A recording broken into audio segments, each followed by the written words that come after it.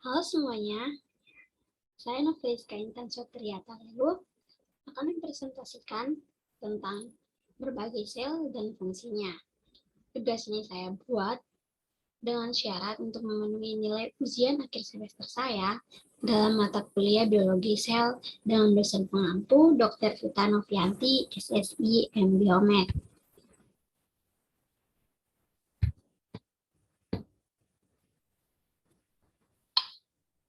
Nah, sebelum kita mengenal berbagai macam sel dan juga apa itu sel, mari kita simak video berikut.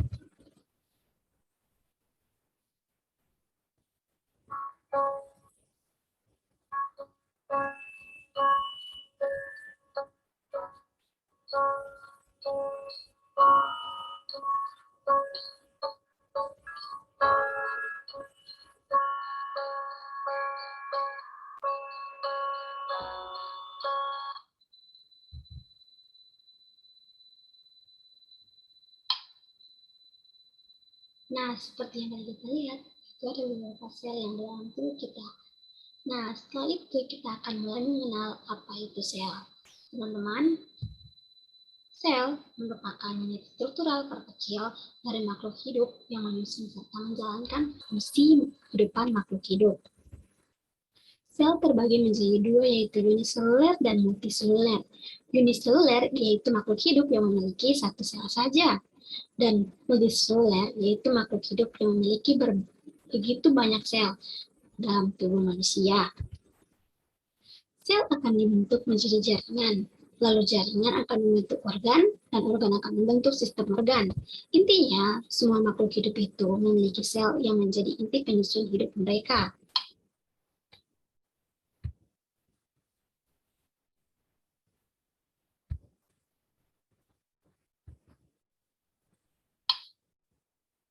Nah, mari kita mengenal berbagai macam sel yang ada dalam tubuh kita. Dimulai dari sel darah merah. Berikut adalah gambar sel darah merah. Sel darah merah atau eritrosit adalah jenis sel darah yang paling banyak beredar dalam tubuh manusia. Sel darah merah diproduksi di sumsum tulang belakang, dan jika produksinya tidak sesuai, maka akan mengakibatkan penyakit anemia. Anemia yaitu kekurangan sel darah merah. Fungsi dari sel darah merah yaitu mengantarkan oksigen ke seluruh tubuh dan mengambil kembali sisa karbon dioksida untuk dibawa ke paru-paru. Yang berikut adalah sel darah putih. Teman-teman, sel darah putih itu berbeda dari sel darah merah. Sel darah putih atau leukosit adalah bagian dari sistem kekebalan tubuh kita, di mana sel darah putih itu sendiri diproduksi dari sel punca hematopoietik pada sumsum tulang. Terdapat dua jenis leukosit, yaitu granulosit dan agranulosit. Granulosit mempunyai sitoplasma yang bergranula, di antaranya eosinofil, basofil, neutrofil, monosit, dan limfosit, dengan agranulosit yang dimana sitoplasmanya tidak bergranula. Fungsi dari sel darah putih yaitu melawan berbagai mikroorganisme penyebab penyakit atau penyebab infeksi. Selain itu juga menghasilkan antibodi, yaitu zat yang dapat membasmi virus, bakteri, parasit, dan zat berbahaya lainnya. Nah, mari kita simak video berikut. Ini adalah sel darah merah dan sel darah putih yang sedang beredar dalam tubuh kita.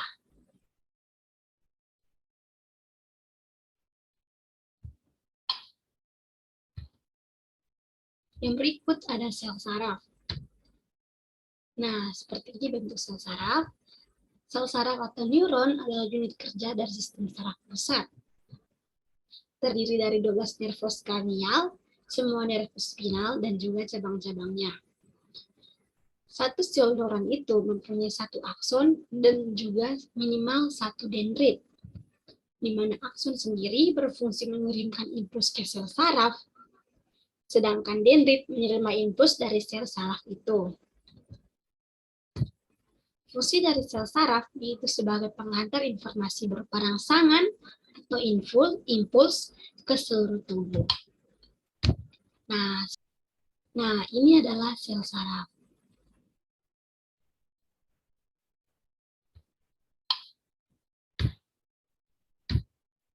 Yang berikut ada sel otot lurik atau rangka. Nah, seperti ini gambarnya. Sel otot lurik atau otot rangka itu sel yang terletak pada kerangka dan membentuk sebagian jaringan otot di tubuh.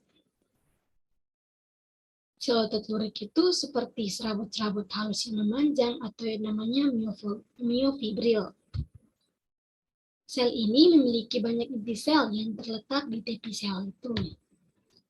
Dia bergerak dalam keadaan sadar dan gerak otot luriknya cepat, tidak teratur, dan juga cepat lelah. Fungsi dari sel otot ini yaitu untuk mengontrol gerakan tubuh. Yang berikut salah satu dari sel otot juga yaitu sel otot polos. Seperti ini gambarnya, di mana sel otot polos disebut polos karena tidak memiliki lurik.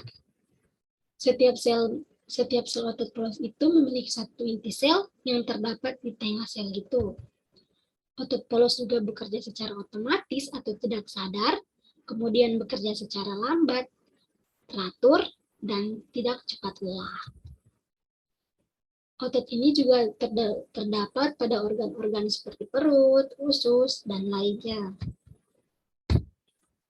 Fungsi dari sel otot ini yaitu dia berkontraksi lebih lambat dari sel otot lainnya seperti otot polos atau otot jantung karena tujuannya memindahkan zat melalui organ, otot pembuluh, dan bekerja dengan berkontraksi dalam gelombang.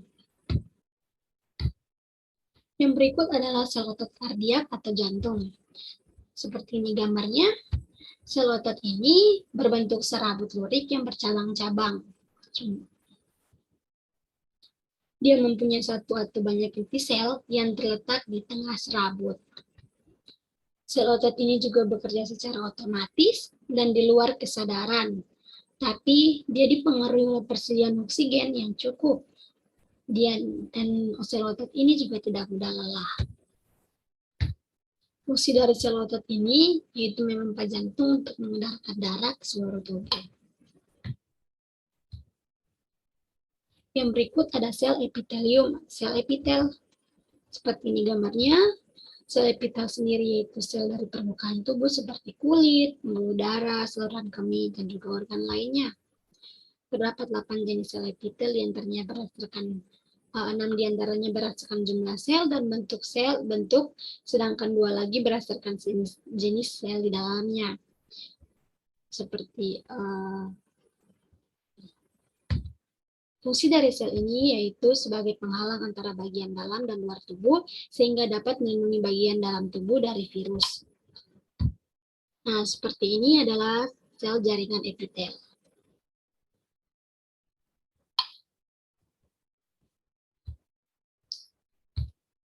Yang berikut ada sel sperma.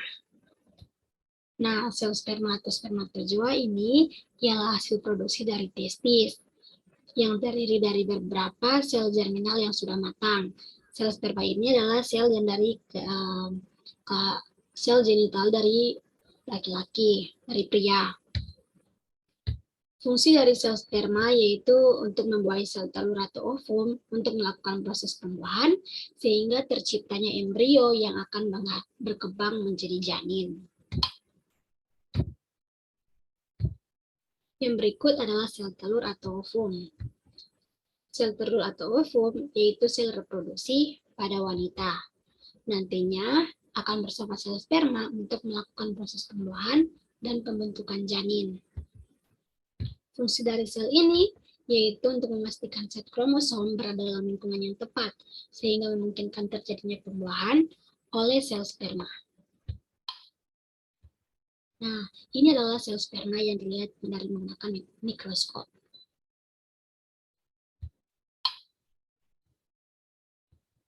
Yang terakhir adalah sel tulang. Sel tulang sendiri terdiri dari 3 jenis sel, yaitu osteoklast, osteosit, dan osteoblast.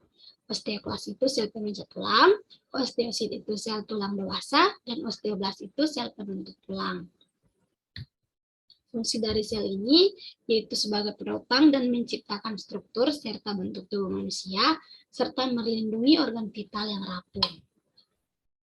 Nah, sekian dari presentasi saya. Apabila ada kesalahan kata atau kesalahan pengucapan, saya mohon maaf. Terima kasih.